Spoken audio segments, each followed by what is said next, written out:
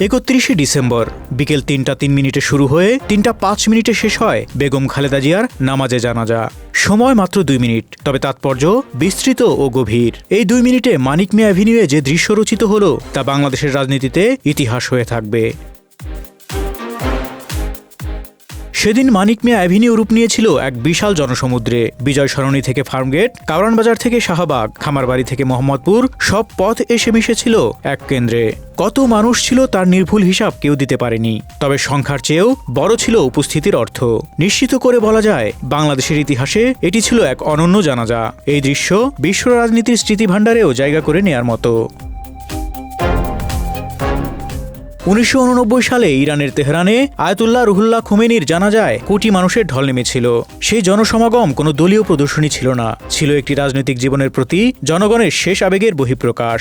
একইভাবে বলা যায় মিশরের গামাল আবদেল নাসের, ফিলিস্তিনের ইয়াসির আরাফাত কিংবা দক্ষিণ আফ্রিকার নেলসন ম্যান্ডেলা, যাদের বিদায়ে লাখো মানুষ জড়ো হয়েছিল শোক জানাতে, সেই সঙ্গে ইতিহাসের সঙ্গে নিজের অবস্থানও স্পষ্ট করতে। খালেদা জিয়ার জানাজাও তেমনই এক মুহূর্ত। এটি কেবল একজন নেত্রীর বিদায় নয়, এটি ছিল একটি নীরব প্রশ্নের জবাব।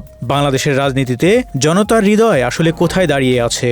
দীর্ঘ সময় ক্ষমতার বাইরে থাকা, কারাবন্দিত্ব, অসুস্থতা আর নীরবতার ভেতর দিয়ে যাওয়ার পরও এই উপস্থিতি দেখিয়ে দিল, রাজনীতিতে দৃশ্যমানতা সবসময় ক্ষমতার সঙ্গে যুক্ত নয়। কখনো তা জন্ম নেয় ভোগান্তির ভেতর দিয়ে, কখনো অবহেলার মধ্য থেকে। খালেদা জিয়ার প্রয়াণ যেমন বিএনপির জন্য শোক, তেমনি এই জনসমুদ্র দলে এনেছে নতুন প্রাণশক্তিও। এর মধ্য দিয়ে দীর্ঘদিন দমন, বিভাজন ও ভাঙনের ভেতরে থাকা একটি দল হঠাৎ উপলব্ধি করল তার সামাজিক শিকড় এখনও মাটিতে দৃঢ়ভাবে প্রথিত।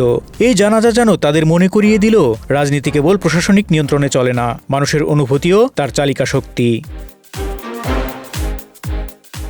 একই সঙ্গে এই দৃশ্য ক্ষমতাসীনদের নতুন ভাবনায় ফেলেছে যে দীর্ঘদিন রাষ্ট্রক্ষমতায় থেকেও এমন স্বতঃস্ফূর্ত জনসমাগম তৈরি করা সহজ নয়। এটি ইঙ্গিত দেয়, রাষ্ট্র আর সমাজ এক জিনিস নয়। প্রশাসনিক শক্তি থাকলেই সামাজিক বৈধতা নিশ্চিত হয় না, আর সেই বৈধতা চিরস্থায়ীও নয়। এই প্রবাহ ছড়িয়ে পড়েছে আন্তর্জাতিক অঙ্গনেও। ভারতের সঙ্গে বিএনপির সম্পর্ক ঐতিহাসিকভাবে শীতল হলেও এমন এক সময়ে ভারতের পররাষ্ট্রমন্ত্রী এস জয়শঙ্করের সঙ্গে বিএনপির ভারপ্রাপ্ত চেয়ারম্যান তারেক রহমানের সাক্ষাৎ এবং তার হাতে শোকবার্তা পৌঁছে দেয়া নিছক আনুষ্ঠানিকতা বলে উড়িয়ে দেয়া যায় না। তাই প্রশ্ন উঠছে, এটি কি মোদী সরকারের পক্ষ থেকে বিএনপির প্রতি কোনো নরম বার্তা? এই প্রেক্ষাপটকে আরও অর্থবহ করেছে পাকিস্তানের জাতীয় পরিষদের স্পিকার সর্দার আয়াজ সাদিকের সহমর্মিতা প্রকাশ এবং তারেক রহমানের সঙ্গে সাক্ষাৎ। দক্ষিণ এশিয়ার রাজনীতিতে পাকিস্তানের প্রতীকী উপস্থিতি সবসময়ই আলাদা তাৎপর্য বহন করে। একই সঙ্গে ভুটান, নেপাল ও মালদ্বীপের প্রতিনিধি সহ বহু দেশের কূটনীতিকদের উপস্থিতি দেখিয়েছে যে বাংলাদেশের বিরোধী রাজনীতি এখন আর কেবল অভ্যন্তরীণ বিষয় হিসেবে দেখা হচ্ছে না। রাজনীতি বিশ্লেষকরা বলছেন, সব মিলিয়ে একটি বিষয় স্পষ্ট যে আঞ্চলিক শক্তিগুলো বিএনপিকে শুধু অতীতের অধ্যায় হিসেবে দেখছে না, তারা দলটিকে সম্ভাব্য ভবিষ্যৎ হিসেবে বিবেচনায় আনতে শুরু করেছে। তবে এই জনসমুদ্রকে কোনো চূড়ান্ত রায় হিসেবে দেখলে ভুল হবে। ইতিহাস কখনো একদিনের শেষ কথা বলে না, কিন্তু এই জানাজা একটি গভীর সত্য সামনে এনেছে। রাষ্ট্রের শক্তি কেবল কাঠামো, আইন বা নির্দেশনায় সীমাবদ্ধ নয়। ক্ষমতার প্রকৃত ঠিকানা মানুষের চেতনায়, স্মৃতির স্তরে এবং ন্যায় অন্যায়ের বোধে। Desk report, Dhaka express.